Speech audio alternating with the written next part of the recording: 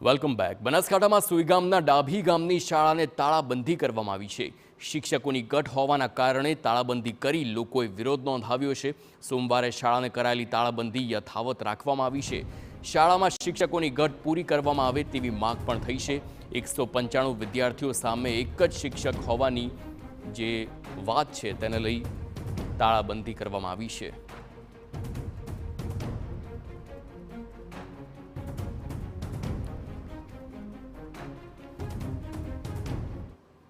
एक 195 બાળકો છે, જેમાં 7નું મેકમ સામે જે 7નું મેકમ છે એના સામે એક જ શિક્ષક છે।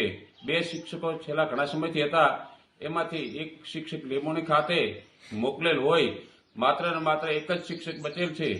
જેમાં જ પટાવાળાની જગ્યા પણ ખાલી છે।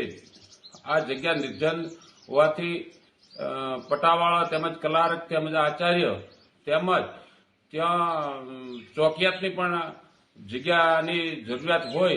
આ અમારી માંગો જ્યાં સુધી નહીં સ્વીકારવામાં આવે ત્યાં સુધી તાળાબંધી યથાવત રહેશે।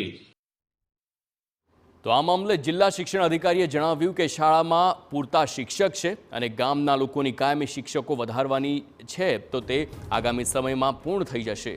સાથે જ ઉમેર્યું કે આ તાળાબંધીની કારણે ધોરણ 9 થી 12ના વિદ્યાર્થીઓનું ભણતર બગડશે।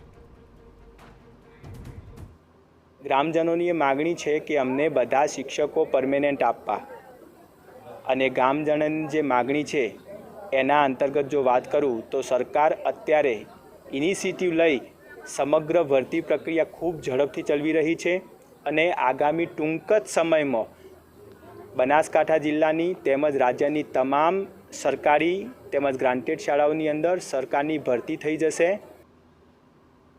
તો શાળામાં શિક્ષકોની ઘટ મામલે શિક્ષણ મંત્રી કુબેર ડિંડોરે આપ્યો ખુલાસો અને કહ્યું કે શિક્ષકોની હાલ ભરતી અને ફેરબદલી ચાલી રહી છે, તેના કારણે શિક્ષકોની ઘટ હોઈ શકે। શિક્ષણ અધિકારી સાથે ચર્ચા કરી પ્રશ્નોનો નિકાલ કરવામાં આવશે। જિલ્લા ફેર અને જિલ્લા આંતરિક બદલીઓ થઈ છે, તાલુકા આંતરિક બદલીઓ થઈ છે, એટલે બદલીના કારણે કેટલાક શિક્ષક મિત્રો પોતાના વતન ગયા હશે તો એ જગ્યા ભરવા માટેની અમારી જાહેરાત અત્યારે આપી છે। 24,700 આપણા 1 થી 5, 6 થી 8 અને 9, 10 અને 11, 12 માટેની એ ભરતી ઓનગોઈંગ છે, એટલે ભરતી પ્રક્રિયા પૂર્ણ થશે। શિક્ષકો મૂકીશું, ના હોય તો જ્ઞાન સહાયકથી પણ વ્યવસ્થા કરીશું, એટલે ગામના લોકોને પણ ચિંતા કરવાની જરૂર નથી। આ સરકાર એના માટે ચિંતા કરી રહી છે, બાળકોનો અભ્યાસ ન બગડે એના માટે વૈકલ્પિક વ્યવસ્થા પણ અમે કરીશું। પણ મેં આજે જાણ્યું છે આપના માધ્યમથી, એટલે હકીકત લખી રિપોર્ટ મંગાવીને એની પૂરેપૂરી વ્યવસ્થા થાય એના માટેના અમારા પ્રયત્નો રહેશે।